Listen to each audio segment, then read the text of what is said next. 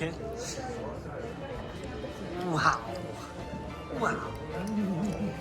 In the moment. Love it. Trying out a new restaurant really close to the house. It's called Casa Con Mi Amor. Hi, welcome to Week 8 documentation of the Hack Reactor Extravaganza, coding bootcamp reflection, and just sharing thoughts. What's been going on, lessons learned. This week started with our Conference Go app, taking it from a Monolith Service. It's basically a really big program that has numerous services and apps built into it, and unmonolithing and organizing it into smaller pieces that allow for better organization and better scalability when then transition your app from just the workplace on a code editor to being able to share it with the world through a platform of technology like Docker. And this week was all about Docker and, in addition, messaging service using like queues, a poll, a sub, using the technology of RabbitMQ.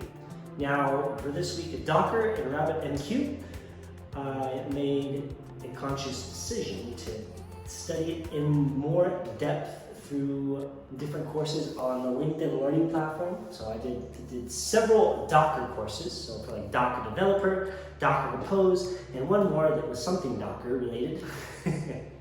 But nonetheless, it talked about images, which are essentially like your blueprint of your code. You can think of them as like the recipe to make food. Then talking about how to make your code in Docker into a container. You always have to do an image first, but then the image becomes a container. The container actually is what implements and executes the code. And then taking it a step further and doing Docker Compose, which is where you can write the directions built into your code itself in a Docker Compose file, if I remember correctly. And that file is a YAML. A YAML, which stands for, it's a type of file, which stands for yet another markup language. It's a beautiful name, yet another markup language. And I did find that RabbitMQ was a bit difficult for me because you're essentially allowing your program to send messages through a third-party brokerage software system like RabbitMQ. That's what their service is all about.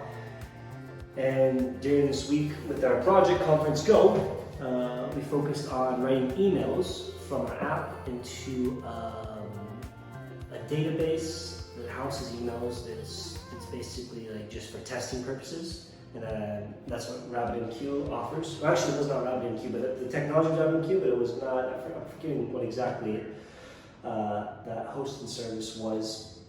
So that was definitely a challenge this week. I do know, listening to one of my instructors and also doing like further research, the technology RabbitMQ is used by over 15,000 companies around the world, and these companies are both like medium-sized to quite massively large-sized organizations. Over like 10,000 employees. I made like a LinkedIn post about this. I'll include this in my blog article. And then also one of their instructors was talking about where he used this for his own project he was working on with a team outside of being an instructor, before he became an instructor, and he got funded for it, investment capital. And it was a very important part of his project was utilizing the technology RabbitMQ. And it does seem like that is a very important skill and knowledge to know how to utilize messaging service built into apps or applications, and utilizing the brokerage messaging software such as RabbitMQ. But yeah, everything was Docker related this week, and still getting my mind wrapped around that. But nonetheless, I feel like I have a better concept and a grasp of that. I'm sure right now what you're seeing is also just me running through a couple of Docker commands in the terminal that you're seeing from a screencast that I did. On top of, I just want to mention this, we did like building of microservices, which I should have said earlier, but that's when we were taking a monolith app and deconstructing unmonolithing and adding and applying microservices. And good reasons to do that is just it helps organize your code better, and potentially can help with saving on memory space. In addition, we also had to turn in our first draft of our resume. And the great thing about with Hack Reactor this week and last week when we were working on our resume is really formatting our resume to to the likings of the ATS resume system. So what is ATS? That's Applied Tracking System. So most large companies will use some form of ATS system that automatically scans through thousands, if not hundreds of thousands of resumes to flag specific ones that the company would be interested in seeing. And that kind of is just the macro view of how the whole resume process works. Because the resume is just only there for you to advance in the process of getting an interview or a callback or some form of a connection or communication with the appropriate hiring person in the whole process of job interviews. It's quite lunchtime, but before we head out for lunch, we're gonna do a set of 50, we call them like jumping jack push-ups. It's where I move my legs. Plyometrically, I used to speak this terminology all the time when I was a personal trainer. I don't really remember the terminology for it, but basically I'm just moving my feet as I'm doing a push-up, out and in, out and in, out and in. So it's gonna be a quick, I'm gonna speed it up because you don't wanna watch me just doing these 50 jumping jack push-ups.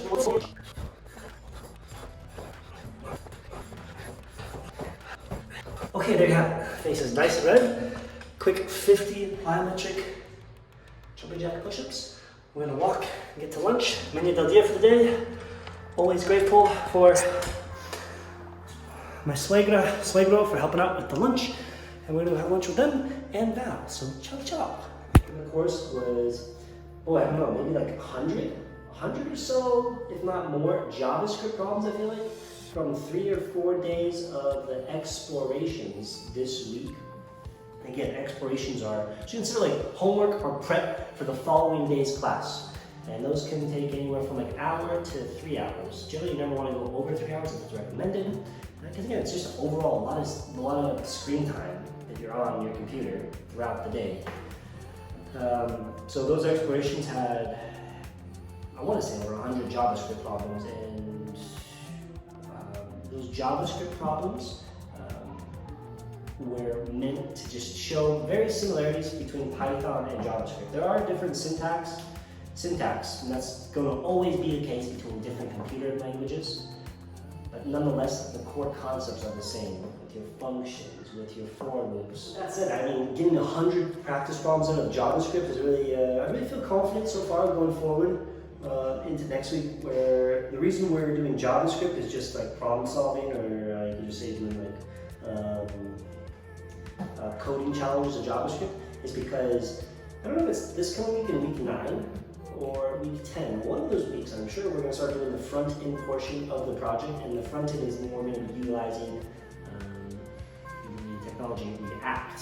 And again, these are all just libraries, but React is a library for the front end, the design, implementation, and generally front end is tied towards JavaScript. Python is generally more back end with relations to using on Django. So very grateful for that. Update on lifestyle, what's going on here in Colombia. Well, we can start for starters. There's a volcano not too far away from here in Santa Rosa de Cabal called Nevado, deadliest. It last erupted in 2016, and as of maybe the past couple months, it's been fairly seismic active. I'm getting that terminology wrong. It's active at the moment, very active. So much that I think it was last Friday or even Saturday. It's now April 2nd, but I think it was like April 1st or the last day of March. It was registered over like 8,000 seismic events in one day.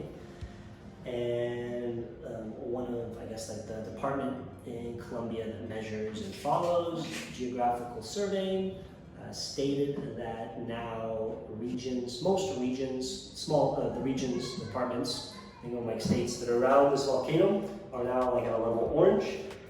And I would imagine, like, obviously red, it's gonna be the worst. So that's like the next step. It was yellow, then got turned into orange, and now it'll probably be red eventually at some point. Now, I don't necessarily know how far this town is from the volcano itself. It is fairly close. It's definitely close enough to receive a portion of ash, depending on how big the eruption is.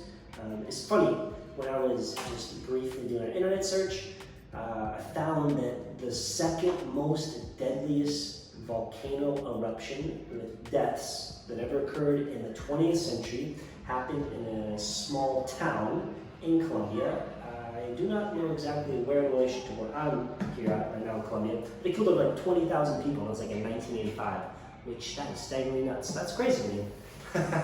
Not saying that's going to happen here, but it's just another thing to keep in mind what's going on in Colombia, because at some point, probably this week, next week, or the following week, it will most likely erupt, and that will certainly take an effect on the locals' economies here in this area and how much it can potentially damage property-wise, uplifting people from where they've been living their entire life and now they have to go somewhere else. So we'll just see how it goes from here. I know with my girlfriend, we talked about like an evacuation plan. We have family in the Bugo area, just outside like Cali, that we think is a good area to go, and whether it's in preparation or say the volcano goes off and the ash is quite bad for breathing in where we're at, we'll definitely make our way down there. Let's also throw some footage. At the moment I'm trying on the world's first ever Xander glasses in Santa Rosa de Cabal. Nope, de Cabal. Dude, I feel like... You feel what? What do you guys think of the glasses? Yeah, I'm looking in the background. Getting my eyes checked and getting new glasses because I broke my glasses and I'm wearing inventor glasses. Huh. With some footage of myself getting glasses. That's cool. I broke my glasses like a week or two ago. These glasses I had for like two and a half years. I got them back in Alaska. So I had to get a new prescription, and very, very affordable. Let's just say it was really easy to get like an appointment, show up that day, go see the person. I don't even call them the person that tests my eyes to get a new prescription, and wore these really cool glasses as testers to just make sure that the prescription was good. And then I picked out 2 new glasses, so I will have those 2 new glasses tomorrow because I meant to get them yesterday. But due to just other activities going on, I missed the hours that the shop was open to pick up my glasses. Nonetheless, I'll have new glasses for doing software engineering work, which I'm very excited for. And last but not least, we're going to see here on the screen my participation for the Semana Santa, or the whole...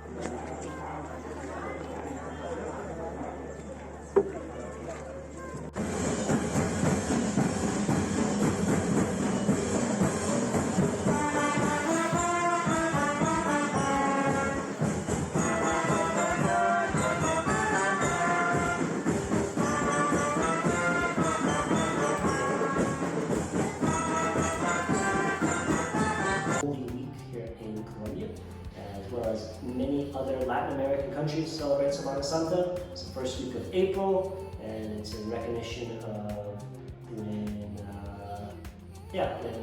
when Jesus was brought to Nazareth. I think that's what it was. Nazareth. I hope I'm saying that correctly. I should probably know since I participated.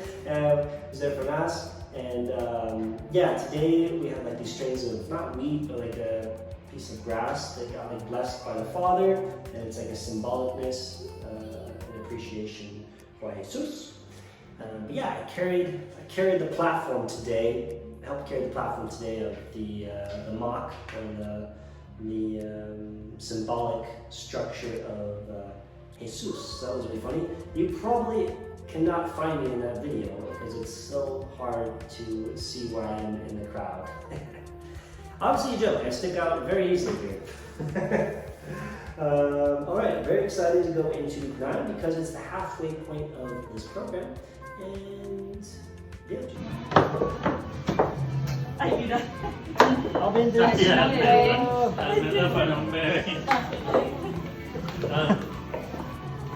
Amor. Just feeling good about continuing learning and improving skills. I would absolutely say that since the start of Module 2, I do feel like you're learning even more now of different technologies, and it's not just all purely programming to one language, because now you're incorporating all these other something like technologies that you have to use in the whole development process, whether it's like hosting a database, communicating messages from your app to like an email server, and more and more. And every week you're building off that knowledge.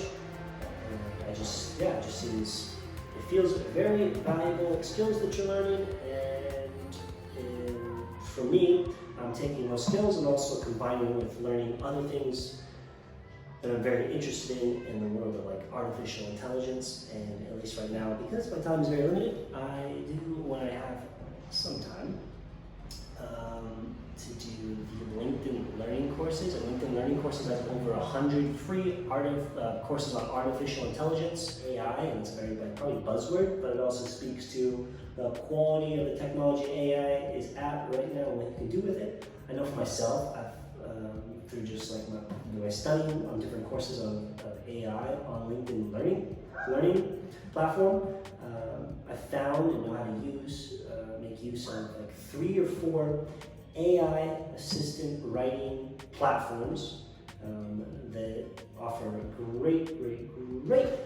ability to just generate content in a variety of different situations. So you want to write a LinkedIn post, or you want to like an about me that you have to attach to a website. I know for like my girlfriend, I helped her like instantly write. She had to write like an about me section for herself that's going on the website for the company she works for, and I was able to write it within like less than a minute for her, send it to her, have her look over it, make a quick little edits, she sends it back to me, I just tweak it again, I send it to her, and she just looks at it again, makes a little more tweaks, and boom, it's good to go, like in less than like 10 or 15 minutes. So it's just staggering what you can do with that. From that standpoint, let's just end it here. I'm just gonna keep talking, sticking to consistency. So this is week number 8. Oh yeah, we're halfway there, getting stoked. And we'll definitely come to you by week 9 with another volcano update of Nevado del Ruiz. And Mom, if you're watching this, I promise you all is good. There is an evacuation plan in effect. So all is good on the Colombian front, not the Western front, but the Colombian front. And the Western front too. Okay. Much love to everyone watching. Appreciate your time and effort. Sign off for now. Xander, software engineer, is moving on for the evening and the night. Mucho amor, paz, nos vemos pronto y muchísimas gracias por tu tiempo y también por tu atención. Ciao. Even when you feel low, you can still go. Even when you feel slow, you can still go. Even when there's no hope, you can still go. I never answer to no, man, I still go. Go, go.